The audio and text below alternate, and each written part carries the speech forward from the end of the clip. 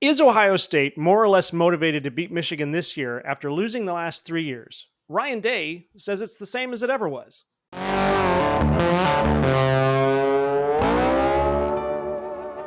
Welcome to the Point a Minute show on Michigan football at the voice of college football, where we average one outstanding point for every minute of video. My name is Cliff. His name is Mac. Let's get into it. This story comes from Jaron Spoor at Athlon Sports. Last week, Joel Clatt interviewed Ryan Day. Clatt talked about how rivalries motivate rivals to play better, which you would think would be self evident. If your rival gets the upper hand on you, you have two choices: get mad or get even and be a better team. Clatt said, I have made the point, even outside of this, that what makes rivalries in college football so great is they drive each other to greatness. That's why we love college football. If there's one thing Ohio State and Michigan have been over the last 15 years is great, just not at the same time.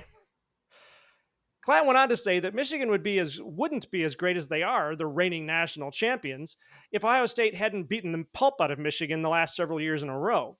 Well, now Ohio State is on the other side of that equation. Ryan Day, in response to whether or not being beaten by Michigan motivates the team, said, I don't think that any year you are any more or less motivated. Day went on to say, I think that every year, every team is a little bit different. To say those games haven't stung, of course they have. What that sounds like to me, and I have to agree with Jason Spoor at Athlon, Day is trying to dismiss this rivalry as if it doesn't matter. Mac, what did you get out of this article? It does kind of feel like that kind of response from Day.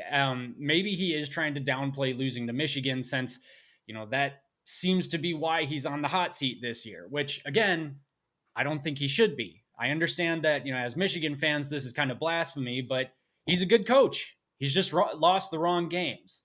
But yes, I mean, downplaying those losses then should theoretically take some pressure off of him. So Ryan Day honestly may have gotten bailed out by the expanded playoffs coming up this year, because he has a pretty solid record against top 10 teams as long as they aren't named Michigan.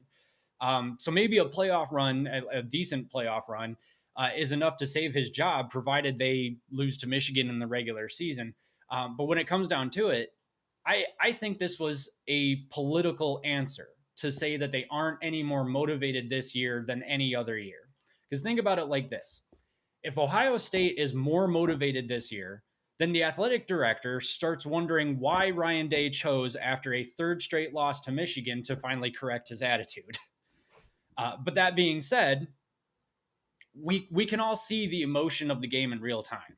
So to say Ryan Day isn't more motivated this year than in prior years, I think is a bit disingenuous.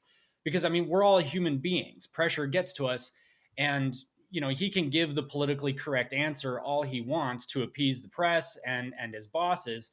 But when it comes down to it, for some reason, God only knows why, his job really does seem to be on the line this year if he loses to Michigan again.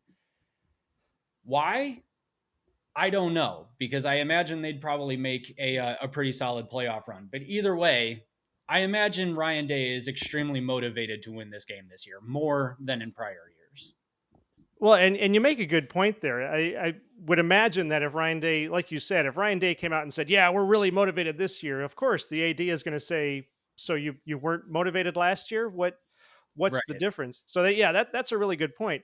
But on the pressure scale, don't it, it seems to me that athletes thrive on pressure. Why would Ryan Day want to relieve that pressure? I would think that the pressure motivates. Pressure is what makes you a better player. It pushes you to play better, to perform better. Isn't that what they want? Don't I would feel like he would say, maybe we're not, any more or less motivated, but we take that pressure and we put it to use. Why wouldn't that be an equally politically correct answer? I don't know. So the way I'm thinking about it, I mean, he does say in that interview with Joel Clatt, he quotes C.J. Stroud as saying that pressure is privilege. I really like that saying. I think that's really cool. Uh, but then he kind of downplays it by saying that they don't feel any more pressure, or at least they don't feel any more motivation. He uses the word motivation. I feel like motivation and pressure can be kind of intertwined or interchangeable with this exchange. Um, he uses the word motivation to say like they're not any more motivated this year than in prior years. But you can't tell me for a second that he doesn't feel the pressure to beat Michigan. I mean, look Mhm. at the NIL money that they spent. I think we determined that it was 20 million total. I think that total is kind of for some reason is causing some controversy among some Yeah, people. that total might not be accurate. I was Okay. looking that up, and all I can find a 13 million. I can find Okay. somebody suggesting about 16 million. 20 million might not be accurate, but a lot of people are suggesting that it is. But it's rumor. Okay, so at the very least, tens of millions of dollars in NIL funds to get players through the transfer portal to keep the veterans at Ohio State. He makes a big point during that interview, saying that they really tried hard to recruit their veterans to stay on the team. Um, I don't know why it would necessarily be it wouldn't be any less political to say that they're using that pressure to motivate themselves to beat Michigan this year, other than it would entail them having to admit that losing to Michigan multiple times is causing additional pressure.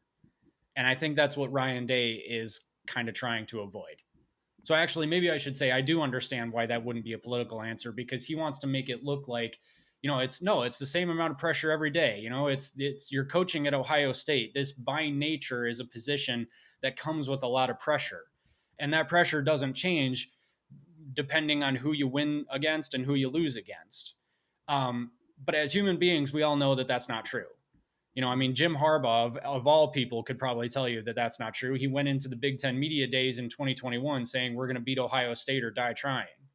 That's not something that you say unless you're feeling the pressure. Um, Right. something that you would say if you aren't feeling a lot of pressure is they better hope the Big Ten has a mercy rule because we're going to hang 100 on these guys.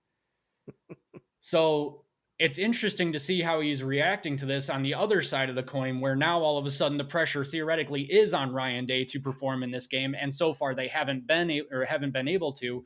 But now he's trying to come up with the politically correct answers to take the pressure off of himself. But at Mhm. the same time, if he's in the locker room, he's got to find a way to get his players motivated for the game, right? So in the Right. locker room, it's got to be an entirely different narrative. It's got to be, look, these guys have beaten us 3 years in a row. We need to do something. This is unacceptable. I mean, that's what the players at Michigan had said in 2021. Like after the Michigan State game, when the Michigan lost that game, they had a players only meeting, and they said our goals are all still right in front of us. We need to refocus and get motivated to win. Mhm. So, yeah, he has to give that answer because he doesn't want to give Michigan any credit, which fine, he's the Ohio State head coach, that's okay. And two, he probably also doesn't want to let his bosses in on the fact that he didn't take this game particularly seriously until he lost to Michigan for the third time. I don't know if that's true exactly. I'm just making a narration, I guess. I don't Mhm. know. Yeah. Well, it's the kind of comment that like it makes Ryan Day sound insufferable, in my opinion, as if Ohio State is always a championship level team, always deserves to have a championship, and to look on this rivalry as something that would motivate them is somehow beneath them or below Ohio State to think that Michigan could ever be a rival of Ohio State.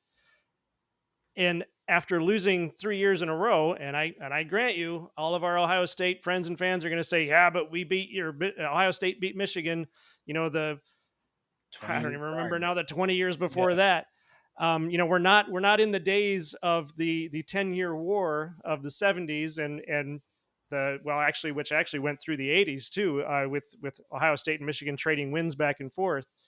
But but yeah, it's just that idea that it feels like Ryan Day thinks the rivalry is beneath him, and I just don't know that that's the best face to put forward for Ohio State. It Yeah, it does feel a little bit arrogant, but I'm not going to blame him for that response either. Again, I mean, he's in a position where he either doesn't want to or can't give Michigan any credit because Michigan's the rival, and he also doesn't want to admit that there's a ton of extra pressure on him because he's not performing in that game. Mhm. Um, I mean, if you're in a meeting at work and your boss is watching the meeting and you say like, yeah, this other company is doing this thing that we do a whole lot better than us right now. I don't know how we're going to keep up, and there's a lot of extra pressure on us to perform right now or else we're all going to lose our jobs. Right. Which actually might be the case here, but you can't say stuff like that. You've got to be like, well, no, I mean, we every day we knew what the expectations were when we took the job. Mhm. Because you can't say that, oh, just because we're losing to Michigan now, all of a sudden the job expectations changed. No, the job expectations were to beat Michigan, and he hasn't done that. So as a human being, he's got to have more pressure on him, and we're seeing some symptoms of that with the NIL money and things I already mentioned. Mhm. But do politically correct answers often come off as insufferable and arrogant? Yes. Mhm. Yes, they do. Yeah. And that's just kind of how it is, but I don't think that he really could have said anything else um, without admitting a certain amount of weakness, I suppose. I did notice too. This is going to be kind of a side comment, but it goes to the rivalry that I saw in the Phil Steele magazine that you had mentioned veteran players coming back, and that's what Michigan did uh, in 23 is to Mm, do that NIL fund to bring the guys back. This year, however, Michigan's oh, I forgot the term he used for it, but let's just say veteran ranking, experience ranking. Michigan is way down at the bottom. Out of 134 teams, Michigan is way down at the bottom, and Ohio State is way up at the top. mhm. That's going to be an interesting factor in the rivalry this year. Um, just to wrap this up, though, as another outside point with the new 12 team playoffs, we've talked about whether or not the game matters as much as it used to with this expanded playoff system. But from a rivalry standpoint, and this goes to what we've just been talking about, from a rivalry standpoint, will this change whether it matters to to Michigan and Ohio State? My statement about Ryan Day thinking that Ohio State is above the rivalry, notwithstanding, will this change how that rivalry matters to those teams? Yes, I think in the long run it will. I don't think it'll happen at first because we're all still going to be like, no, this is Michigan, Ohio State. Of course, it means everything. But then Mhm. as we get used to the fact that, Michigan, Ohio State are two of the best teams in the Big Ten, it's not unthinkable that they would both end up in the Big Ten championship game multiple times, probably frequently even. So eventually we'll get used to the fact that Michigan and Ohio State, one of them is going to lose the game, and then they're both going to end up in the Big Ten championship game. Um, which is intriguing to me because then, what happens if you win twice? If you win twice in a row, like that's an extra little bit of shame for the rival, isn't it? So it's an Right. interesting dynamic to the game. But I think that the first, it'll almost be like a best of three playoffs, so it'll Hmm. matter at that point. And then there will be situations where it will matter because winning that game is your ticket to the Big Ten championship game, provided one of the teams comes into the game with a loss. But if Michigan and Ohio State remain as good as they are, then I don't know. I think it would end up being a game that helps determine playoff seeding more than anything. Well, that's what we think. What do you think? Leave a comment and let us know. If you want to see more great analysis on college football, check out all the shows right here on Michigan Football at the Voice of College Football. Check out all of the channels on the Voice of College Football Network. You can catch us live on the Big Ten Team Rivalry Show Monday nights at 8 p.m. right here on YouTube. Mac, take us out. This is Michigan football at the voice of college football.